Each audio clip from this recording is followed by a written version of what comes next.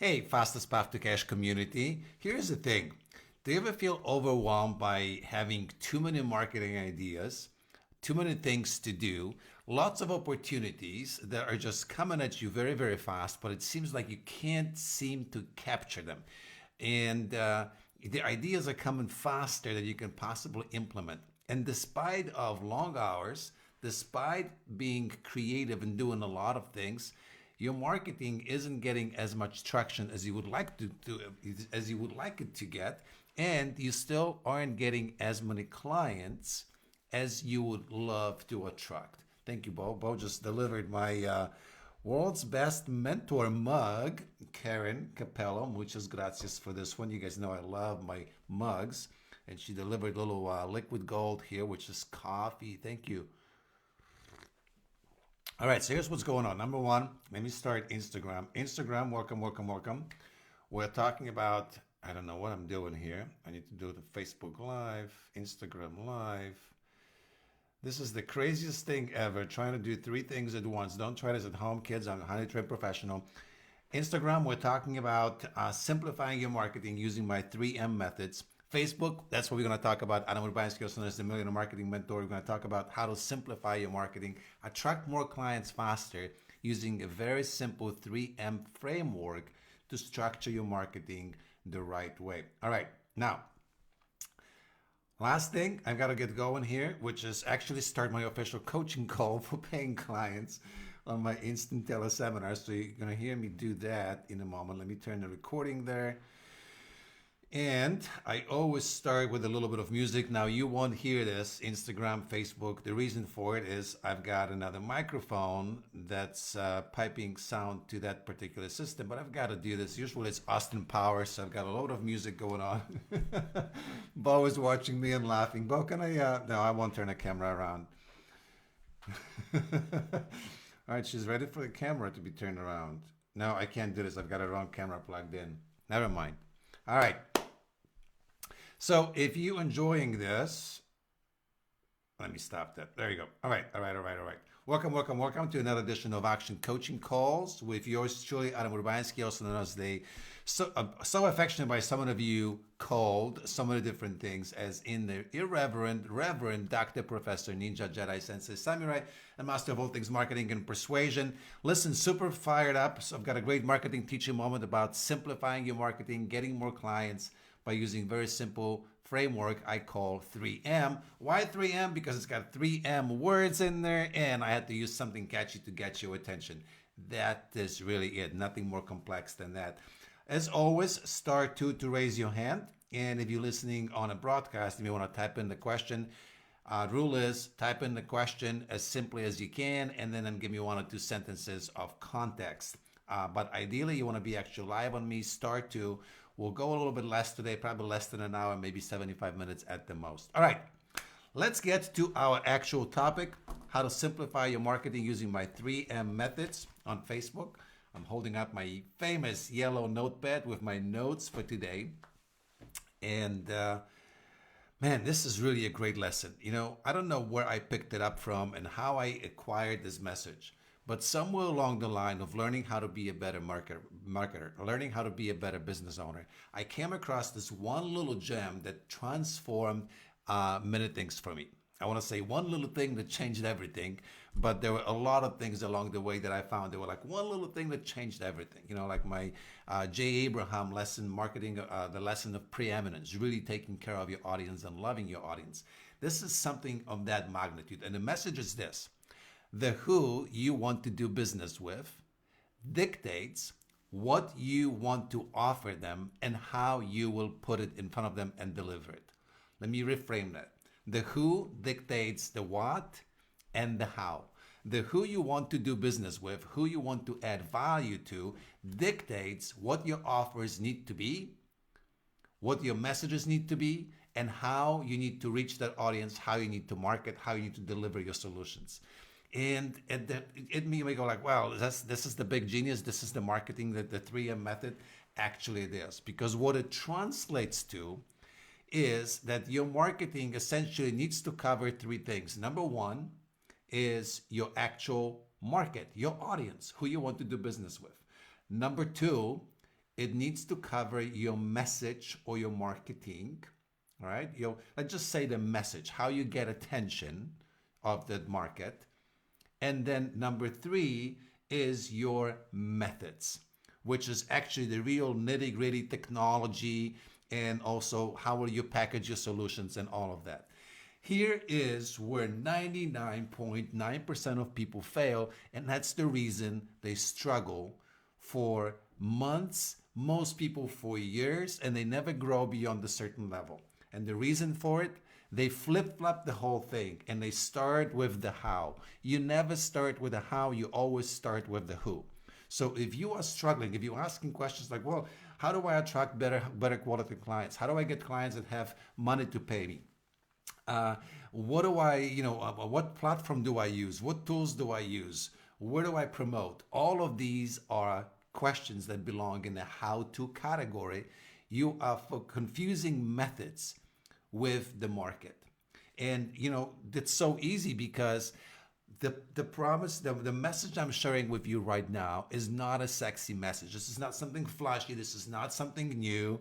And most marketers don't want to do this because it doesn't make them enough money. So instead, they come up with bright, shiny objects to confuse the heck out of you and confuse you with how-to methods.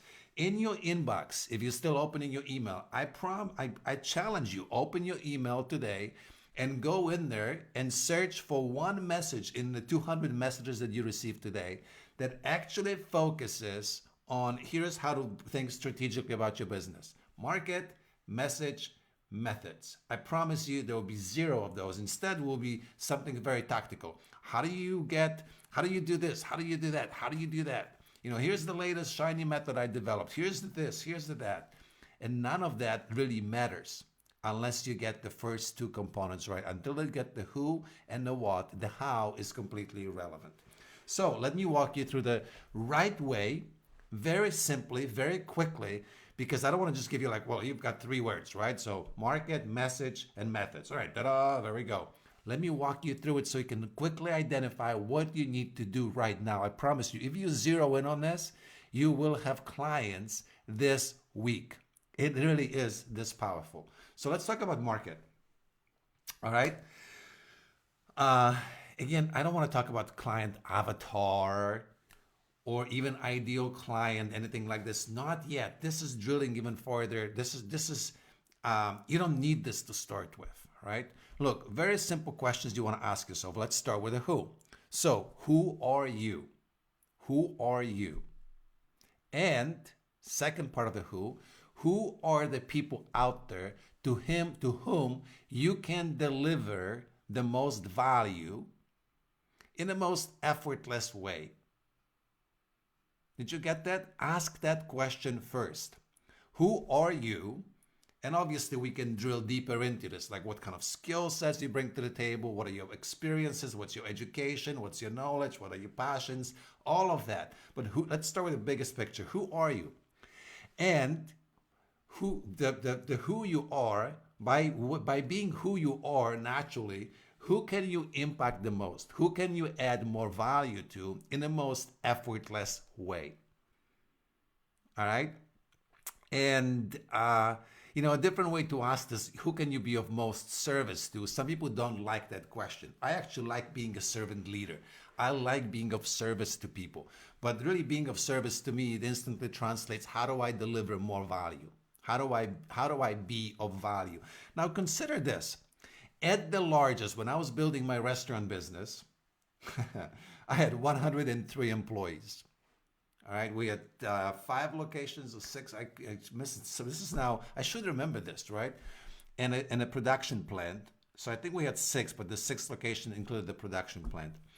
And 103 employees. I was by no means a large corporate entity. I was a small business. And when I sold my restaurant business, I decided that I will be a consultant to corporations. I was miserable. First of all, I couldn't relate. I couldn't wear the suit and a tie. It was not me. I didn't feel it. It wasn't me. I couldn't deal with corporate politics and the backstabbing and a chain of decision-making process and a decision-making meetings and a length of decision-making of 6-month cycles. I was like, screw this. I'm a small business guy. You think, you decide, you move. Boom, let's go, right? Naturally suited to entrepreneurs. I was miserable when I first started my consulting business, targeting the wrong clients. Hard to get traction. Delivery was a pain in the butt because I didn't like the people that I was talking to. Just didn't work, right? Who I was being an entrepreneur. I was being a small business guy, and who I could deliver most value to is other entrepreneurs. Look, at that point, I started, I built, and I sold businesses, restaurants. I knew how to start, how to build, and how to grow and how to sell a business. Why not naturally talk to small business guys, people that just do exactly that? All right. So here are the questions you want to ask yourself. Once you decide on this, you want to ask yourself some questions. What is the big burning problem that that audience or that person has? All right. And you may think of an audience like big market, or you may just think of a specific person. Think about it as looking for, who would you like to become friends with? So now that you identify that, who those people are that you can add value to, now how do you know what's of value to them? You ask yourself these questions. What problems do these people have? What desires? I'm looking at my notes. What problems? What desires, right? What fears? What dreams?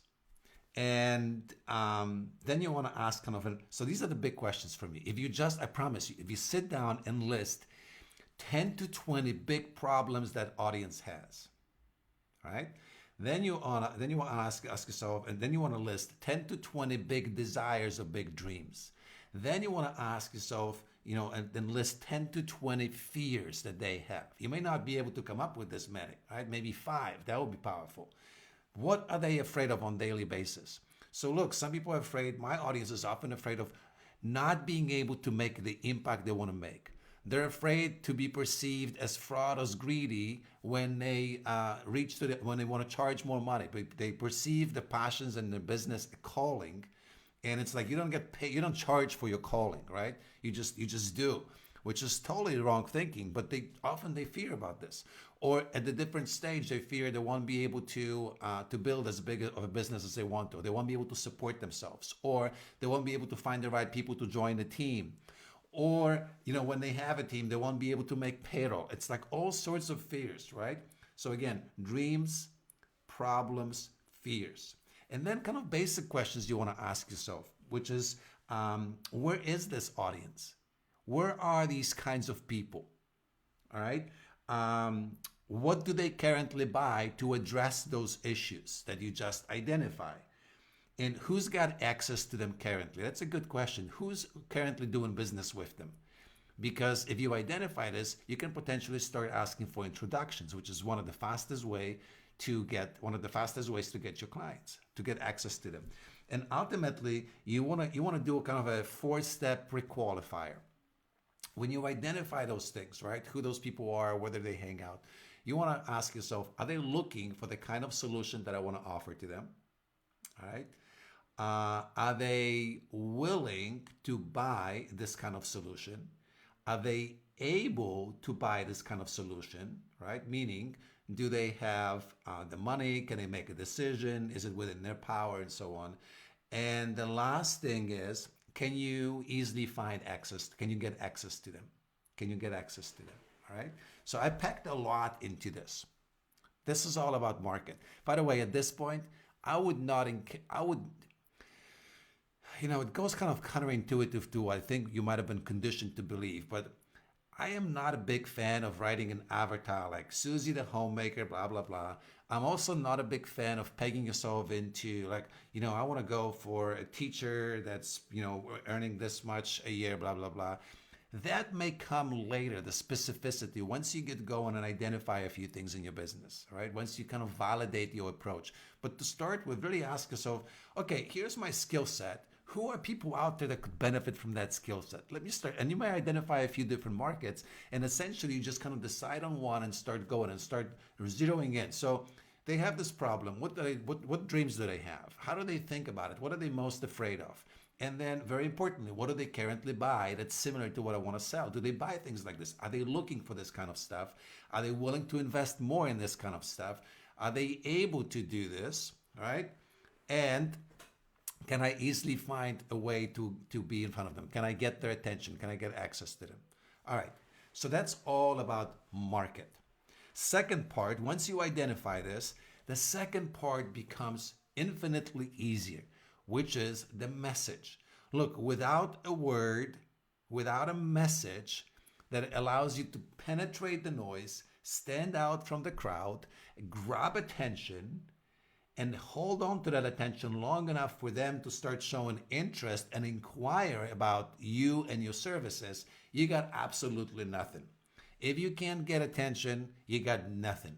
And the only way you get attention is by properly structuring your marketing message. Now look, someone very smart once said that the best marketing is really speaking to your audience's listening. Your audience doesn't give a hoot about what it is that you want to sell them. What they do care about is the problems, the dreams, the fears that nag them in the head all the time. There is a conversation going on in all our heads. Your audience, your ideal market, has a conversation that's going on in the head right now. So your job is to tap into that conversation. Speak to that conversation. Now look, in a straightforward approach, it would be like, hey, Mr. Small Business Owner, are you struggling to, I know you're struggling to, I know you worry about making payroll this month and then bringing in enough new clients and then turning those clients into lifelong fans. That could be one of the simplest approaches, right? But that's one message. You can't be repeating it over and over and over to the same person or they're going to get sick and tired of you, right? So you've got to find more ways to say the same thing, to stay fresh, to, just like in a house, you've got doors and windows, and if you want to let fresh air in, sometimes you open a door, sometimes you crack the window open. This is your opportunity to get in. So you've got to find all those openings and all those crannies to get in. How do you do that? Well, remember all the problems you listed and all the dreams you listed and all the fears you listed? Well, now you translate that into messages.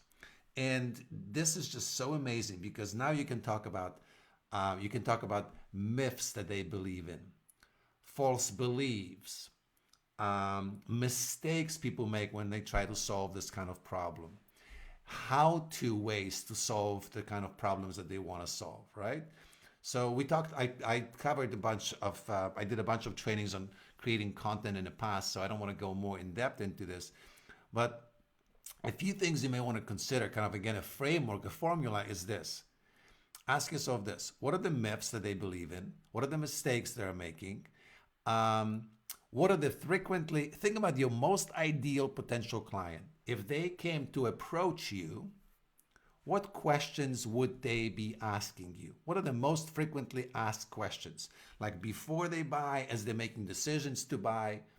And then you want to ask yourself the second thing, which is, what are the should ask questions? Here's the difference. Most frequently asked question I would receive would be something like, well, what is the cheapest way to get leads? What's the, cheapest way to find leads? Now that's a frequently asked question, and it's not a bad question, but a better question people should ask themselves first is, for example, who are the people that will be ideal leads? Or even better question is, what's the most I can afford to acquire a client and still make money? You know why it's a better question? And then I would continue to explain. You know why it's a better question? Because when you're looking for the cheapest way to get leads, you automatically get limited and shut out of many potential marketing venues. When you ask yourself a different question, which is what's the most I can pay to acquire a lead and still make money? And you identify, for example, there was a program I was marketing and I was willing to pay $2,500 per client. $2,500 per client. There are actually programs that I even paid more, but $2,500 to acquire a client. And most of my competitors were thinking, how do I get a lead for $1? All right. And I was thinking, I'm going to pay you $25. I had 25 more times marketing power than my competitors, just because I was asking a different question, right? So think about it. Frequently asked questions, should ask questions.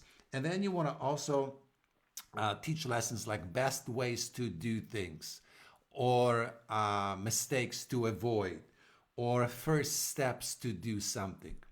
There's a lot more to content, to marketing messages, but in a nutshell, this is it. And always remember, your messages, this is another kind of path to client acquisition that I don't want to overcomplicate, but your messages in large should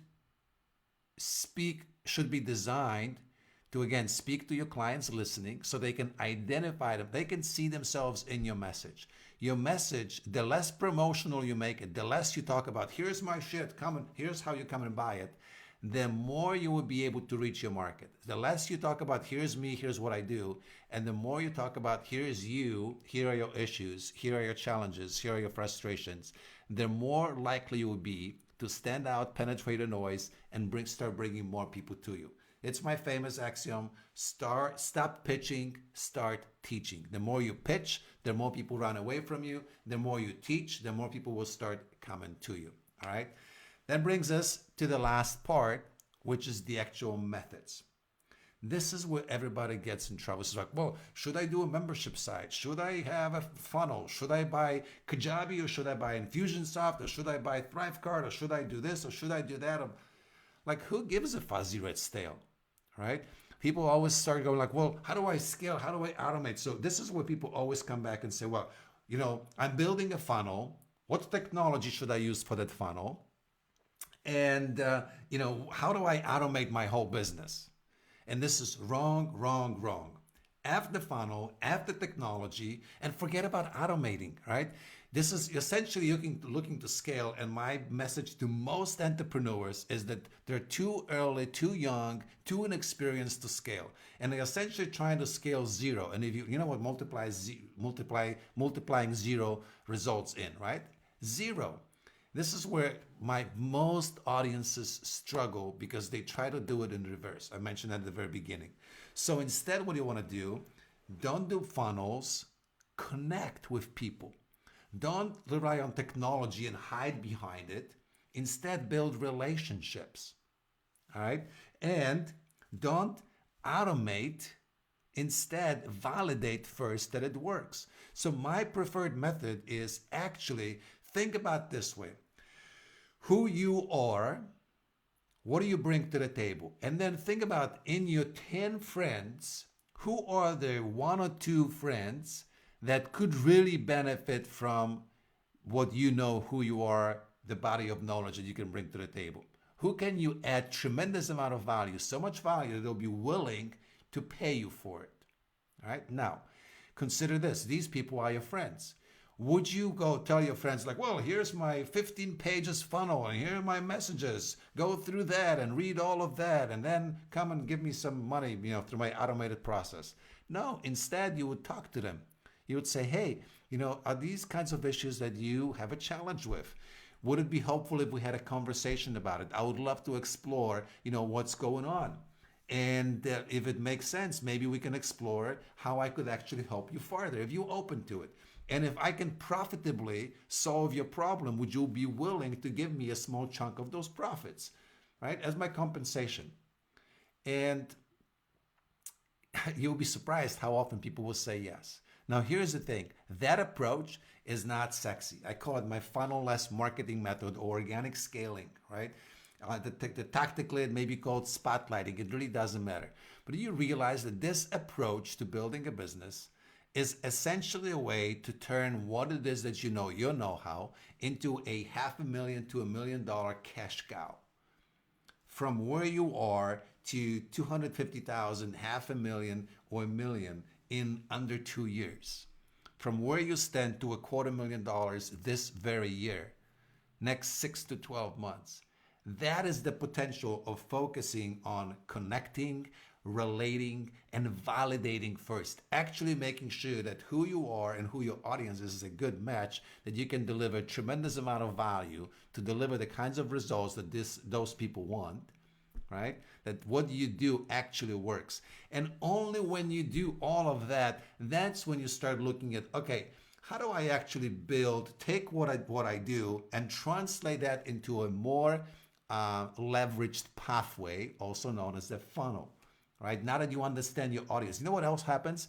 When you start talking to people one-on-one, when you start using all of this, you learn tremendous. Your first 10, 15, 20 conversations will equip you with so much knowledge about your market that you will be dancing circles around 99% of your competitors. Why? Because they're too freaking lazy. They're looking for, do nothing, make money. They're looking for funnels. They're looking for automation. They're looking for technology. And they're meanwhile clueless who their actual clients are and what their real struggles are and how they actually talk about it. Meanwhile, get on the phone, connect with 10, 15, 20, 25 people, have conversations with them, ask them, what does it hurt? How do you talk about how it hurts? What are your fears? What are your desires? What are your dreams? What are your problems? Let me get to know you first. That's going to equip you with everything you need to build funnels. You're going to be the ultimate funnel making genius. All the funnel hackers out there will have nothing on you because you will actually know the psychology, the language of your audience. That's how you really build a business, all right? First, your market, and it starts with, who you can deliver most value to, who you can impact the most most effortlessly, just by naturally being who you are, just by tapping into your natural genius. And number two is, what are the messages? What do you need to tell them for them to start realizing, wow, this person gets me, this person has something for me? And then number three, what are the ways to put this message in front of that audience? For me, organic, hand-to-hand approach, person-to-person relationship building, by far will be the fastest way to accelerate what you're trying to do. Again, you're sitting on a seven-figure business rapidly just by being willing to take the risk and open yourself up to someone rather than hiding behind automation. All right? I can't stress that enough. Can't stress that enough. All right, that's all I've got. I always appreciate your likes. Hit that like button, hit that little heart button. Leave me a comment. What's the one thing that stood out from this whole presentation? As always, if you're listening live, type in. I should have done this at first, right? Duh, Mr. Marketer, Mr. Smarty Pants Marketer has no idea what he's doing. Hearts, comment what stood out for you, how you can use it, and then if you're watching a replay, type in replay. Always come back, always comment. Thanks for being here. Really appreciate you. Let me turn off. There we go. Instagram ending right here. Thanks, folks. And live video. Facebook Live until my next training mañana. I appreciate you very much. Here's to your success. Cheers.